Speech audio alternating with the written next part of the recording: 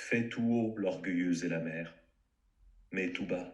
Dis-moi tout simplement qu'elle ne t'aime pas. Voilà, c'est une réplique de l'acte 2 de Cyrano, de Lebray, et vient juste après la longue tirade et des non-merci de Cyrano. Et c'est une des plus belles répliques de la pièce, je trouve, dans le sens où elle symbolise toute l'amitié que Lebray porte à Cyrano, et que tu me dis, hein, Franck, hein, si tu es d'accord ou pas avec moi, de cet ami qui comprend sans juger. C'est bouleversant en fait ce que cette réplique charrie dans l'histoire de leur amitié. Voilà. Oui, peut-être la chose que je peux rajouter qui complète complètement ce que tu viens de dire, c'est que euh, souvent Lebray, le personnage de Lebray, est présenté notamment par Cyrano comme celui qui grogne.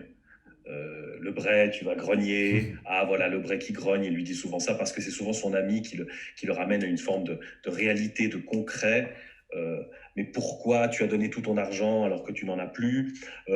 Pourquoi est-ce que tu te comportes comme ça? Pourquoi est-ce que tu prends des risques? Pourquoi est-ce que tu n'es pas correct devant des gens qui pourraient t'apporter de la fortune et la gloire? Il lui dit juste avant. Mm.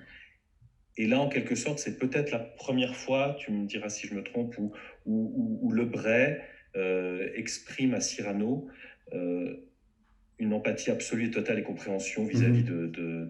Et donc pour le personnage lui-même de Lebray à l'intérieur de ça, c'est une facette, une couleur qu'on n'avait pas eu encore Ouais, jusque-là et qui donne effectivement une des répliques les plus belles de la pièce. ouais, tout à fait. Et on retrouvera cette empathie évidemment à la fin, au cinquième acte, à la mort de Cyrano évidemment, parce qu'en fait c'est sous-jacent pendant toute la pièce de toute façon, mais là c'est là que ça ressort et que ça s'exprime.